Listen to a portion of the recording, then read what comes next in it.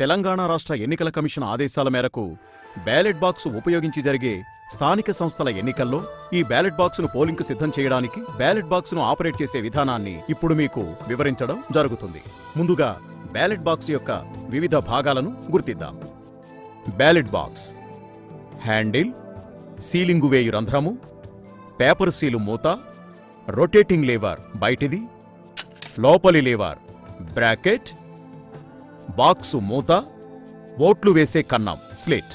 ముందుగా బ్యాలెట్ బాక్స్ని ఎలా ఓపెన్ చేయాలంటే బ్యాలెట్ బాక్సు పైన ఉన్న మూతగల గుండ్రని రంధ్రంలో మన మధ్యవేలును దూర్చి లోపలి వైపున ఉన్న బ్రాకెట్ని మన వైపు లాగుతూ మూతపై ఉన్న లాక్ లీవర్ని అపసవ్య దిశలో అంటే యాంటీ క్లాక్ దిశలో ఓ 20 డిగ్రీల్లో ఇలా తిప్పినట్లయితే బాక్సు ఓపెన్ అవుతుంది.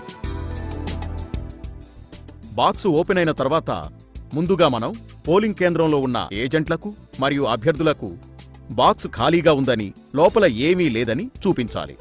తర్వాత బ్యాలెట్ బాక్స్ ఉపయోగించే పోలింగ్ స్టేషన్, ఎన్నిక జరుగుతున్న పోస్టు వివరాలు తెలుపు అడ్రస్ ట్యాగ్ని నింపి బ్యాలెట్ బాక్స్లో వేసి బ్యాలెట్ బాక్స్ని పోలింగ్ కొరకు సిద్ధం చేయాలి. అదెలాగో ఇప్పుడు చూద్దాం. ముందుగా పేపర్ సీల్ని తీసుకొని దానిపై గ్రీన్ కలర్ వైపు పోలింగ్ స్టేషన్ నెంబర్, స్థానిక సంస్థల వివరాలు తెలుపు డిస్టింగ్విష్ మార్క్ అంటే ఈ గుర్తింపు మార్కుని గడిలో నుండి బయటకు స్పష్టంగా కనిపించినట్టుగా మధ్యలో వేసి దాని వెనుక భాగం అంటే వైట్ పార్ట్ గల దానిపై ఉన్న పేపర్ సీల్ నెంబర్ని పేపర్ సీల్ అకౌంట్ ఫామ్లో నమోదు చేసుకోవాలి.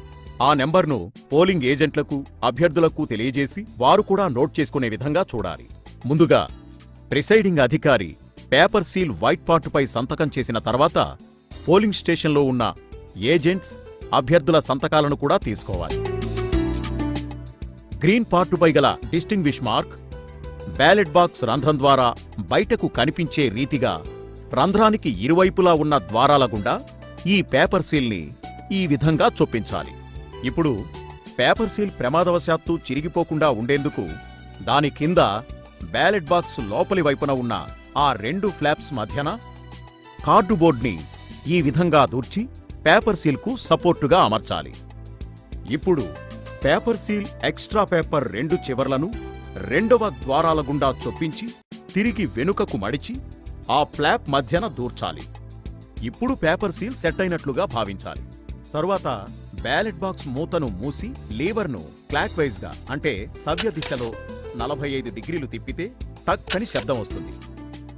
అలా శబ్దం వచ్చిందంటే బాక్సు సెమీలాక్ అయిందన్నమాట.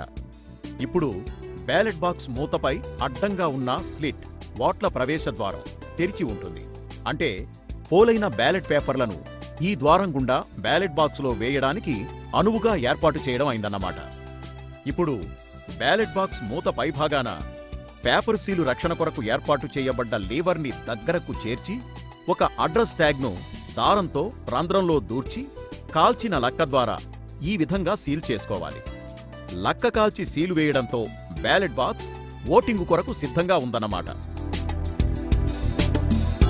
ఓటింగ్ ప్రక్రియ పూర్తయిన తర్వాత ఓటింగ్కి ముందు బ్యాలెట్ బాక్స్ పై మూతపై వేసిన తాత్కాలిక సీల్ని తీసివేసి మూతపైన ఉన్న రొటేటింగ్ లేవర్ని 180 డిగ్రీల క్లాక్ వైజ్లో తిప్పినట్లయితే మళ్లీ టక్ అనే శబ్దం వస్తుంది.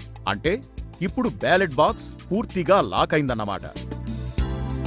మొదటిసారి లాక్ చేసినప్పుడు ఓటింగ్కు వీలుగా ఓట్లు వేసే కన్నం ఓపెన్గా ఉంటుంది. రెండోసారి ఓటింగ్ పూర్తయిన తర్వాత వేసే లాక్తో ఆ కన్నం మూసుకొని ఓటింగ్ చేయడానికి వీలు లేకుండా పూర్తిగా లాక్ అవుతుంది.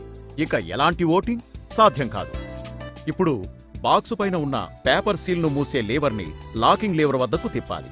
ఇలా తిప్పినప్పుడు లీవర్ డిస్టింగ్విష్ మార్కు కనిపిస్తున్న రంధ్రాన్ని కప్పేస్తుంది. ఇప్పుడు ఈ లీవర్లకు తిరిగి అడ్రస్ ట్యాగ్ అమర్చి లక్కను కాల్చి సీల్ చేయడంతో సీలింగ్ ప్రక్రియ పూర్తవుతుంది.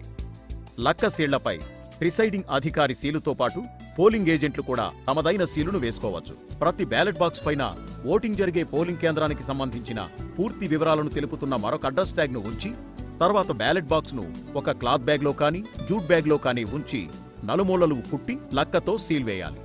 ఆ బ్యాగ్పై కూడా అడ్రస్ ట్యాగ్ అతికించాలి. ఆ బాక్స్పై ఎన్నిక జరుగుతున్న స్థానిక సంస్థ code number, polling station number distinguish మార్కులో ఉన్న విధంగా స్కెచ్ పెన్నుతో పెద్ద అక్షరాలతో రాయాలి. తర్వాత రిసెప్షన్ కౌంటర్ నందు సీల్డ్ బ్యాలెట్ బాక్స్తో పాటు ఎన్నికలకు సంబంధించిన ఇతర సామగ్రినంతా రిటర్నింగ్ అధికారికి అందజేసి తగిన రసీదును పొందాలి. గ్రామ పంచాయతీ ఎన్నికల్లో పోలింగ్ ముగిసిన తర్వాత అదే రోజు అక్కడే ఓట్ల లెక్కింపు కూడా జరుగుతుంది కాబట్టి బ్యాలెట్ బాక్స్ను సీల్ చేసిన తర్వాత క్లాత్ బ్యాగ్లో కానీ జూట్ బ్యాగ్లో కానీ ఉంచి కుట్టాల్సిన అవసరం ఉండదని గమనించాలి. గ్రామ పంచాయతీగాక మిగతా ఎన్నికలు అనగా జెడ్పీటీసీ, ఎంపీటీసీ, మున్సిపల్ ఎన్నికల్లో క్లాత్ బ్యాగ్లో బ్యాలెట్ బాక్స్ను ఉంచి సీలు వేయవలెను.